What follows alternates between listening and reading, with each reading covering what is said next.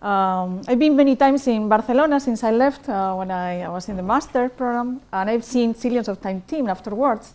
But it's the first time that we are both at the same time here after 25 years. So it's pretty nice.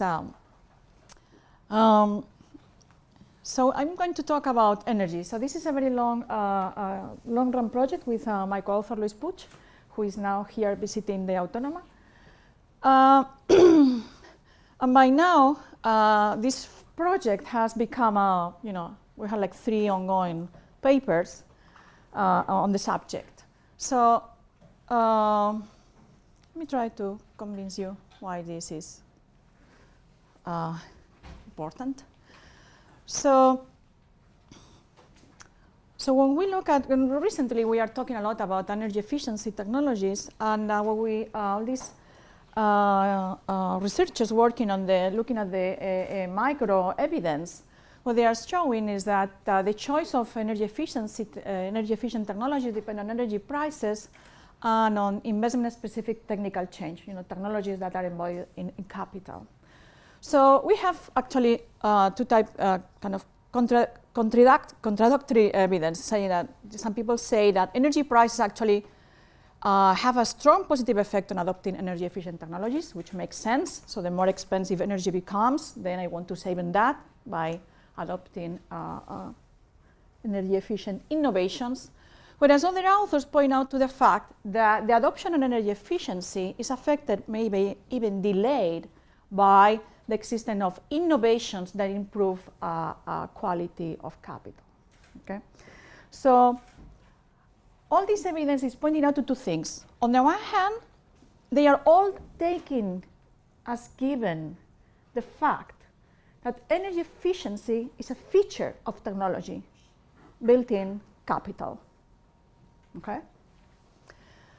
And on the other hand, what they are showing that there is a complex interaction between energy prices and investment-specific technical change, and that this interaction it's not trivial. So we want to investigate this in our theory. Okay? So we are going to go from the micro level, looking at how these energy efficient innovations are adopted, but to understand some features, some micro features of dynamics of energy. And we are going to say that incorporating this fact that energy efficiency is a feature of technology is important to understand some the behaviors of macroeconomic aggregates. Okay? Another question is, why do we want to understand the aggregates? Is that so important? Okay? We're going to say yes. First of all, in the old times, people were thinking about the effect of energy prices on the macroeconomy, so it was basically a business cycle a concern. Whereas nowadays, we're also thinking about climate change. And many people are talking about what's called the rebound effect, in the sense that do energy efficient improvements that are intended to reduce energy use actually produce the opposite effect? Is this important? Yes, because we want to design policies to actually reduce energy consumption and therefore to control pollution, abatement. We need to understand all these interactions. Okay? This is what we're going to do here. So what is the idea of the opposite effect, the rebound effect? Well, basically what we're going to say is that the main message in here is that there are some innovations that make capital so much productive that actually they are equivalent to energy-saving innovations. So they kind of fire back, and they produce the increased energy demand in the other side, because at the end of the day, the energy bill is not going to be that important for those new capital. All right? But I'm going to talk about that in a more precise way. This is a picture that we've been showing around for a long time, and I will change it a little bit. So this is in long run. So this is the typical your typical capital to value added ratio. This is not total GDP because I am only including sectors that are not energy producers. This is data for the US, but we think that pretty much can work for many countries. this thing in here, this is value added, aggregate value added per a unit of energy used. Energy used in our case is going to be the amount of British thermal units that we are consuming in our economy coming from fuel, non-renewable energy. Okay? And so basically, we are getting more and more output out of the amount of energy that we consume.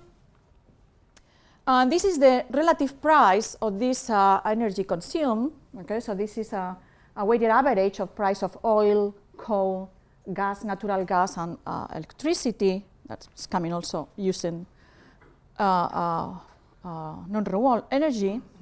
So prices move around. So not everything is normalized. So this is equal to 1. And this is our aggregate measure of efficiency in our economy. So this is the total amount of capital that we are using per unit of energy. Okay? So this is increasing over time with some, slow oscillations. Likewise here. So we are becoming more efficient and we are using less intensively energy. Okay?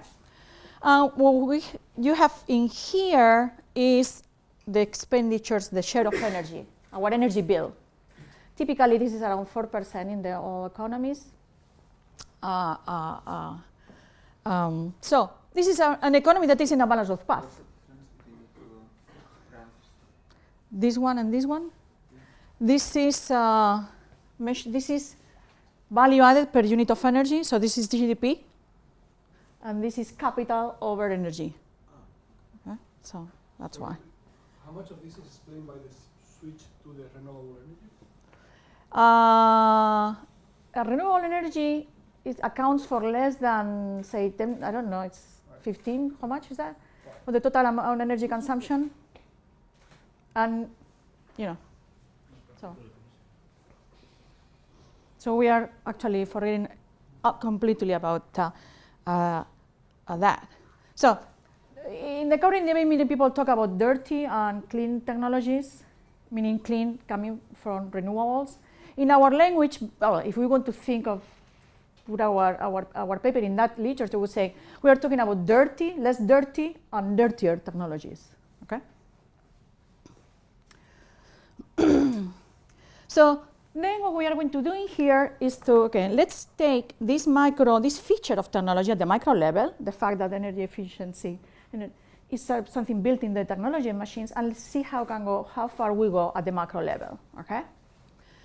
And so this is what Ramon was asking. So basically, we're going to say that an investment-specific technical change can be tantamount to an energy-saving device, and therefore it will going to produce a rebound effect, and that may increase energy use per unit of value added. Okay, talk about that.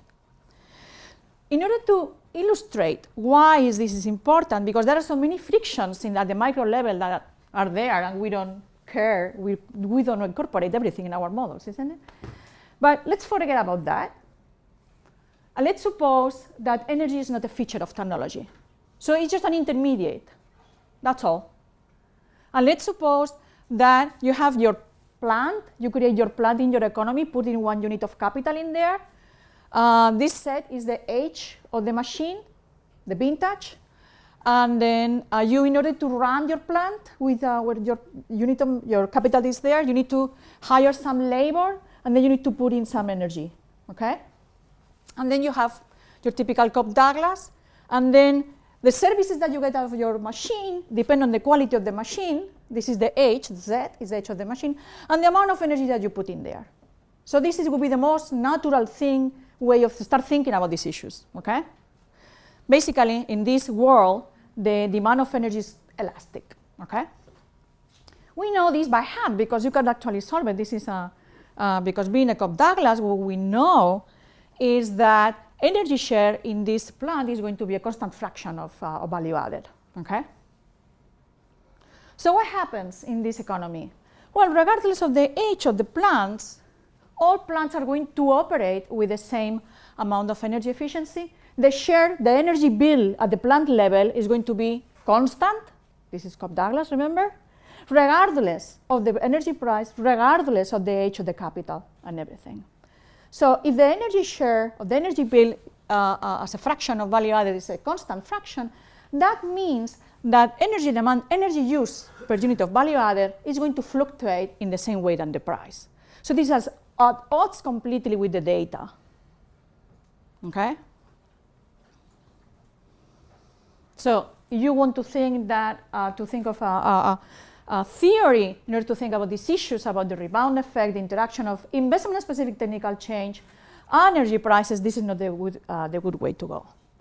Moreover, if you think of that, what we have called our aggregate measure of efficiency, capital over energy, again, well, you know, this can be written as capital over GDP, value added, like this.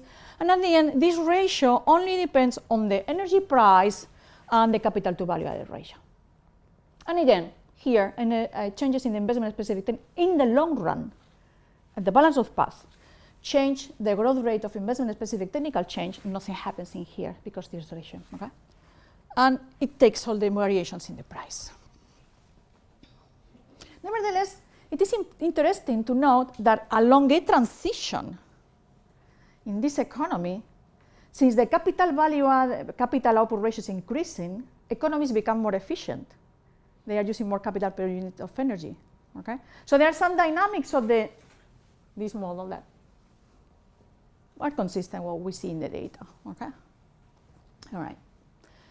This model actually, when you aggregate it, because we have prices for capital and etc. This model, when you aggregate it, and then remember that energy at the end of the day is an intermediate, is Greenwood, Herkovich, and Krusell, okay? And so you can forget about the whole underlying heterogeneity of capital and just think of there is a relative price of capital that is falling over time due to investment-specific technical change. And with this investment-specific technical change is doing actually is that is making all capital more obsolete. So in this aggregate model, higher investment-specific technical change is just higher depreciation rate of capital, and that's all. And then you just can forget about energy, because at the end of the day, in this framework, it's just one more intermediate, okay? All right? All right, so remember that we were saying you produce capital services using energy, okay? And this is the quality of your capital. Okay, so well, we have our usual economy with the representative agent. Okay. Let's fix energy efficiency at the plant level. So this is now a feature of capital.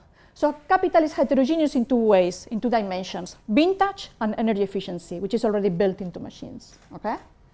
So these are the amount of services that you get out of your capital, okay? The higher you get more services, the higher is this quality, so the newer is the vintage, and you get more services also of this amount of energy. But this is fixed ex ante, it's a feature of the capital, okay? That's all. So for this to have any bite, we need to have capital to be reversible, okay? So you just cannot extract capital and transform it to another type of capital. And there is some depreciation rate that is physical decay, and then also there is what we call investment-specific technical change and extensive margin, meaning that over time we are becoming more and more productive in the production of investment goods, okay? And our efficiency in the production of capital goods rises at the rate theta, okay? So we have two margins in investment-specific technical change.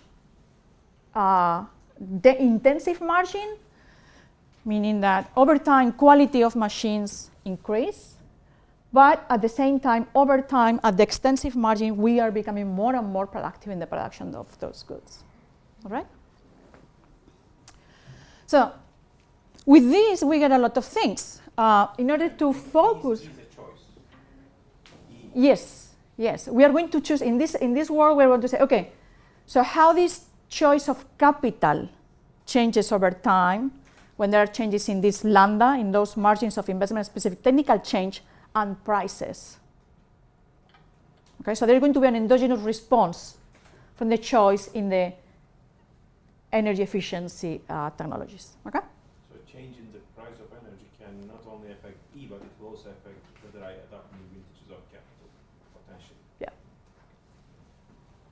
through investment. Yeah. Yes. Okay. So let's forget about everything. There is no pollution, nothing. Small open economy. All energy is important. No international borrowing and lending. So that's all. Okay. Just focus on technology to understand everything. So this is the problem of the plant. And actually, since this unit of capital, energy is a feature of technology, so this is a fixed cost, okay, that you have to pay if you open up the plant. So the only choice that you have is labor, okay?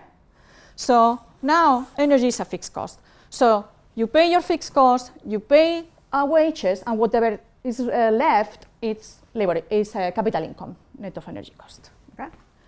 So of course you operate the plant if the profit is non-negative. So what's going to happen in equilibrium in this economy?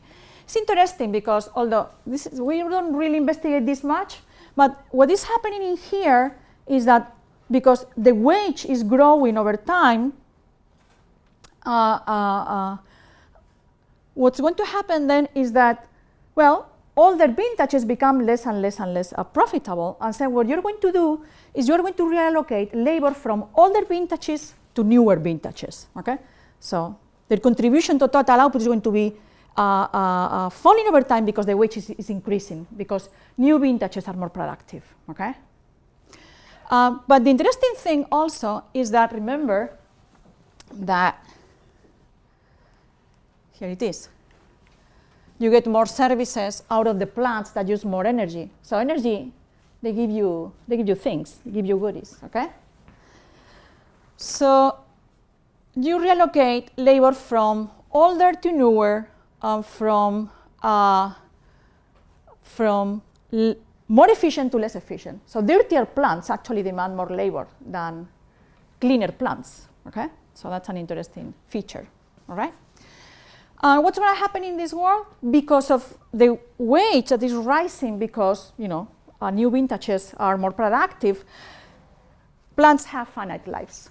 So there is a point at which there is an uncertainty in this economy. Okay, so I'm thinking that you open up the plant, you start using it in the production, then you're using less and less and less and less in labor, and there is a point at which you stop using the plant because it's not profitable. Energy costs are so high that profit is zero, and then from there on, you leave the plant idle. Okay. So that means in the end, the utilization rate of capital is endogenous, and it's also the case that higher E, dirtier plants have lower lifetime. Okay. And from there on, you get everything.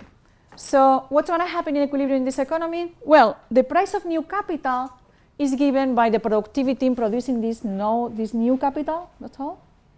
And remember, what's going to happen in this economy? Okay, the cost of producing the new small efficient car is the same as producing the big USB, I always say it wrong, the big okay, the big SUV car, okay? So which one I'm going to produce depends on energy price, okay? And what's going to happen in this economy? Of course, I mean, the price of producing this machine has to be equal to the present value of all profits I'm going to get out of it, okay? So that's going to determine actually how much we invest in that capital. We're going to focus on economies in which all units of new capital have the same efficiency, okay? Otherwise, the model is already difficult or would be a nightmare. But here you index E by T plus 1. So this is a particular choice. What I'm saying that in this economy, all new units of capital will have the same energy efficiency, but this energy efficiency changes over vintages. That clear?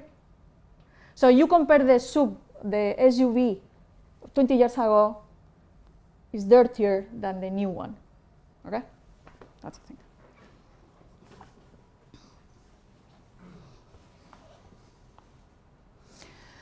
Aggregation. So remember, so at the end, if you think of Greenwood, Herkovich, and Krusell, there is a macroeconomic structural heterogeneity of capital you don't have to care about. Why? Because in that world, in that world, say, in the West, which is our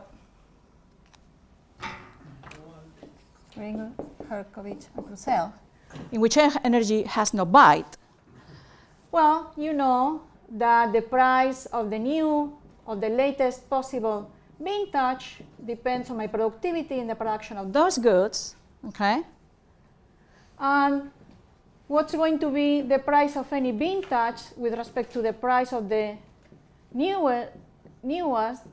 Well, it's going to depend on the relative productivity of each one, okay? So these vintages produce little compared to the new one. Let's put it like this, okay?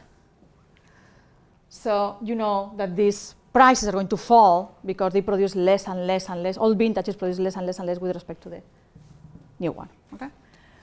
So in a way, so there is this economic obsolescence. So in this economy, prices are very well defined, you know them, and then you forget you aggregate capital and production in a very consistent manner. We had to do this here, and this is a difficult matter. Why? Because you have this fixed cost of energy, okay? That since energy cost at the plant level is fixed, that means that factor shares across vintages are not constant, okay? So the capital share in the old vintage is smaller than the capital share in the new vintage, okay? And because of that dispersion in that's heterogeneity in factor shares, we cannot aggregate in value added, okay?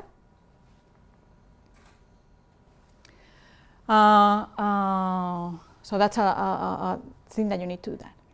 So then we need to find the appropriate price to aggregate capital and output across classes in a consistent manner.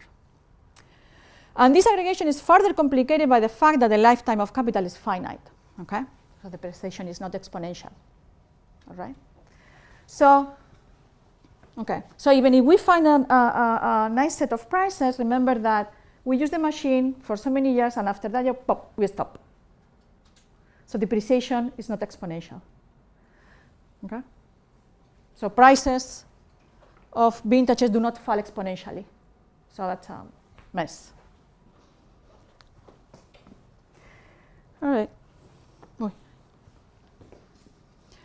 Okay, so what we do is the following. Okay, this is the price of a new unit of machines, unit of capital, given by this productivity. What is this? This is the ratio, the ratio that is gross output that I get out of a old vintage, with using and the new one. Okay, and I get this. Say this is what we call the price of the machine in units of gross output. Okay, and here prices in units of gross output and prices in units of value added are not the same because of what I was saying, because of factor shares not being constant across vintages. Okay. All right. So then you can aggregate your capital, your aggregate output, and then you have this typical expression that says, given that you have your aggregation of capital, then total factor productivity depends on neutral progress and investment-specific technical change. But now investment-specific technical change includes energy efficiency, okay, of the new machines. And then you have your. So what's going to happen in this economy? So, well, let me go through this one, which is the most difficult slide in here, because remember, we were saying is that not all capital is used, okay? Can you go back? Yeah. So this is aggregate output, so this is aggregation of all the vintages. Yeah. So where do I see, so this bold K Yeah, is the aggregate. and the bold E as well. Yeah. But in front you have the current E. Right. That should also be bold. So. The problem is that it's like putting everything once you have those, oops. Oh. This one? Once you have, you write this as sum across sets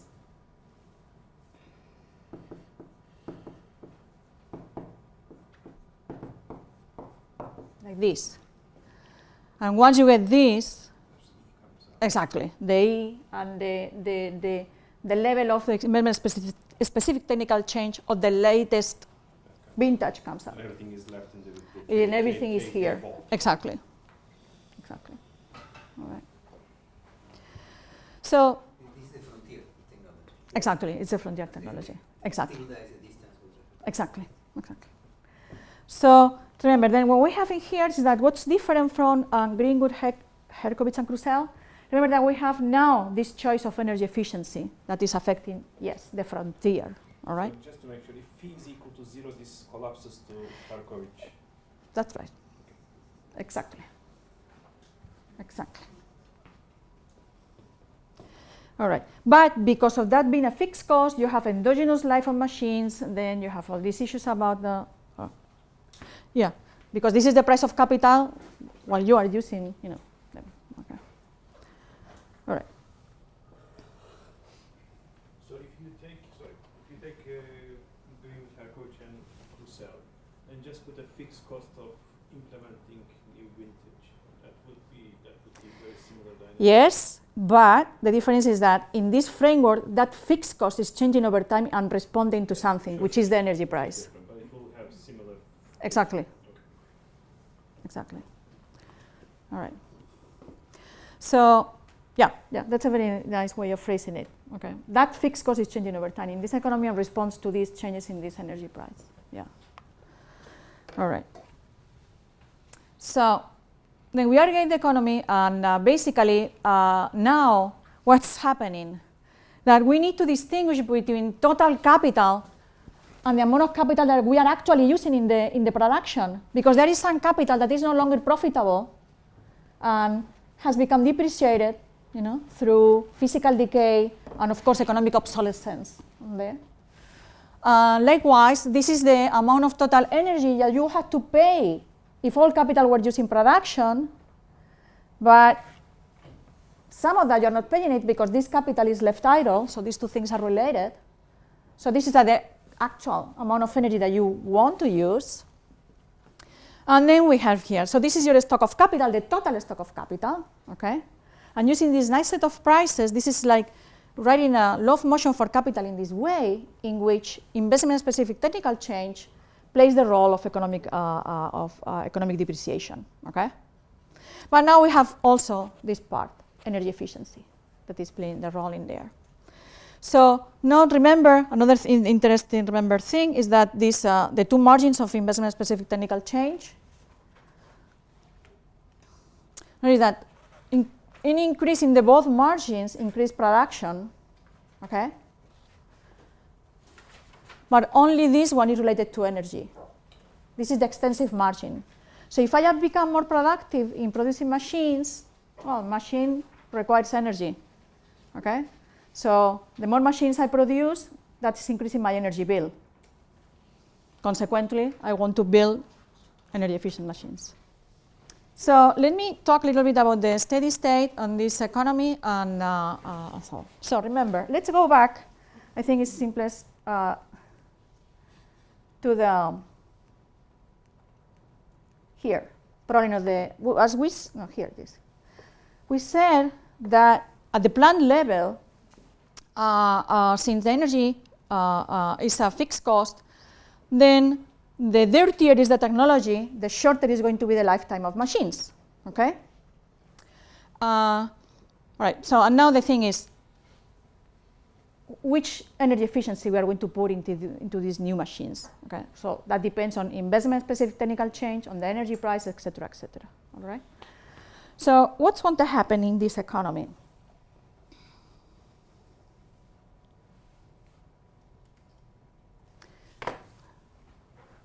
This is the energy efficiency, as you were saying, at the frontier for the latest machine, which is governing everything.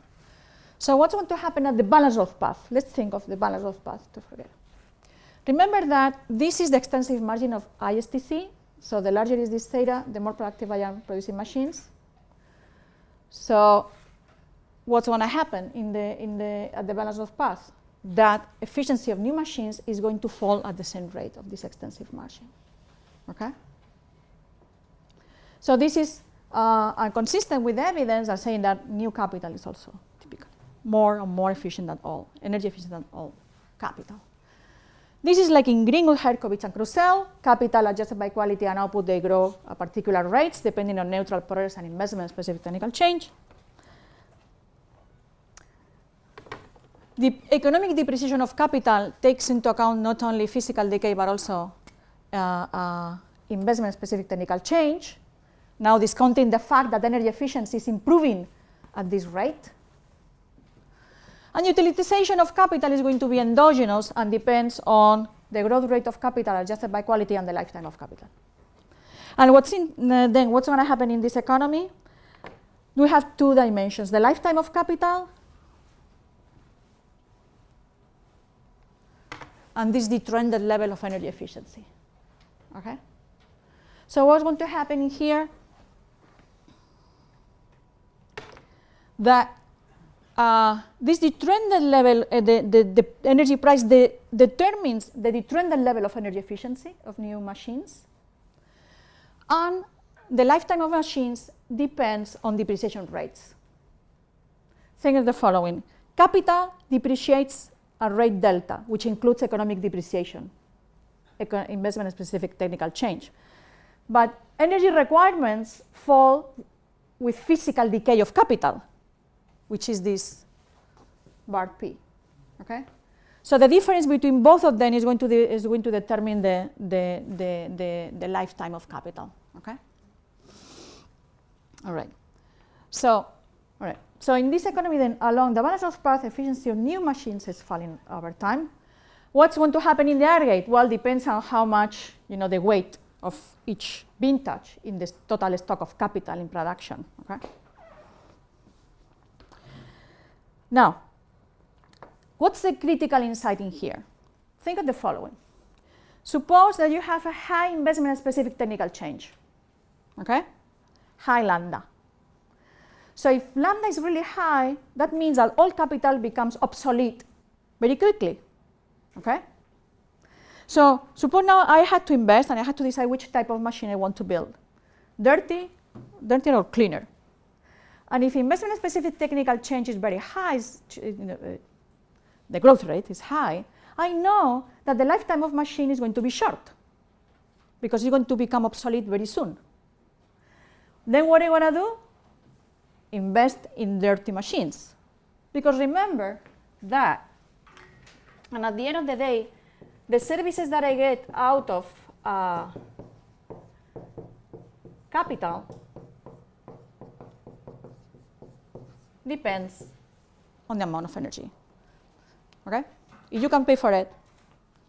But empirically, does this imply that, imagine two economies, one has a higher rate of lambda, investment-specific technological progress. So that economy will react to change energy prices much more than the other one because it has more opportunity to will react. Branching over. Yeah. It's a scrapping. So the economy with a low lambda will be, energy shocks. So price shocks will have less effect because That depends because you have the margin of investment. I don't think everything so. else equal. Anyway.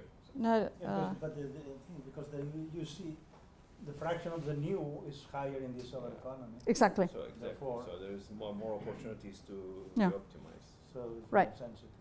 So if Yeah. that's something critically we can check. I mean, the point is that in the one which lambda is smaller, basically you're stuck.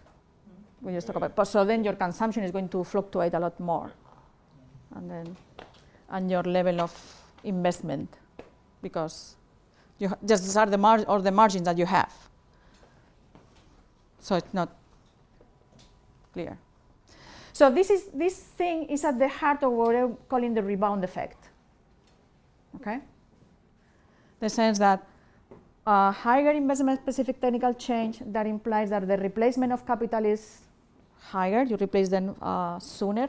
And just because of that, since the life is going to be shorter, then you might as well use machines that use a lot of energy and give you a lot of services in the short run.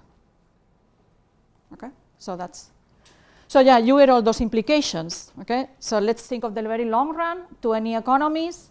In one of them, investment-specific technical change is larger than the other one.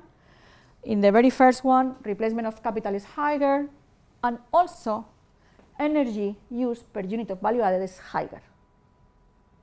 Okay? But is that what you're going to do, look across countries? I would think the differences are much bigger across sectors within an economy. Do you think the cross-country variation is big enough to pick up any of this stuff? We weren't thinking about going the across-country route. We were thinking more about the. But that's what you're just saying now. Well, I mean, since he asked, I thought I wasn't going to. You have a complicated model. Yes. Now you need evidence. Where are you going to get it? This is what we're doing with the companion paper, looking at the evolution of and the interaction of investment-specific technical change and prices to really look into the picture that I was showing you before, and incorporating, more uncertainty, etc. Right? So basically, here we really wanted to focus on this rebound effect, okay, more than thinking. But just showing you can get it. Sorry. Just showing you can get the rebound effect. Yeah. What? Okay. All right. So we go through, this comparative comparing across steady states, and basically this is what we get, is that this is the patty, the first model that was Gringo, Herkovich, and Krusell, basically, and our model. And of course, you don't get many a lot of actions, or perhaps in Gringo, Herkovich, and Krusell, you get too much action because energy use moves a lot with prices. But what happens is that, remember that in the previous model, in which energy demand is elastic, the amount of energy used per unit of value added only depends on the price. Okay? Changes in investment-specific technical change do not affect that. In our world, it does. Okay? So, and this is the mechanism that we were talking about a moment ago. Okay? So I have like 5 minutes. Yeah. So we do some type of exercises in here, but this is a basic mechanism. Okay. So there is a non-trivial dynamics in here, because I was saying that the energy efficiency of the frontier technology actually is falling. The balance of paths. No? Okay. And now there's an interesting exercises, because this is a long-standing discussion with Omar. These two margins of investment-specific technical change, we don't see them anywhere. Okay, I say yes. Well, yeah, but what we see here, we have some indirect inference about what the role of each one of them, because the efficiency of the new machines falls at the rate of the extensive margin of investment-specific technical change. If all investment-specific technical change were intensive, quality, in the long run, this economy predicts that the efficiency of new machines is always the same. Okay? And it's just a fixed cost, as you were saying. Okay? All right. Dynamics is difficult, and dynamics in this economy is difficult because this endogenous life of capital, okay? Although we are focusing economies in which, by the time in which this capital is no longer profitable, they are basically not there. So physical decay runs faster then. So when then we have non-monotone behavior in energy use. For instance, this is a statistic energy use per unit of value added and this is a permanent change in lambda, in the intensive margin of investment-specific technical change. This is the initial steady state, the final steady state. This is what we have called the rebound effect. But it has a non-trivial dynamics in here, coming from the fact. So these are years, months? Years, yeah. And so at the beginning, actually, there is a decrease in there because, well, you don't invest at the beginning, you party. And because you start, since your new capital is going to be so much productive, so let's party at the beginning and do not invest. And because you don't invest, your energy bill, because we are fixing the price, falls at the beginning. And here, energy use increases, but the energy bill too. Okay, even the price. So by how much do you increase the price? Because the scales. This is permanent change in this. The blue line is permanent change in lambda, the intensive margin of investment-specific technical change. This how much is this, Luis? 5%. So the final effect on in the growth rate of output is something like how much? Is there on the table? Oh.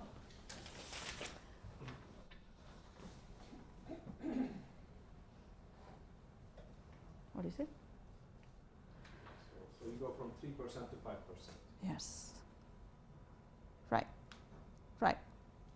So, yeah. And then you increase the growth rate of output in 8%. You increase the growth rate in 8%.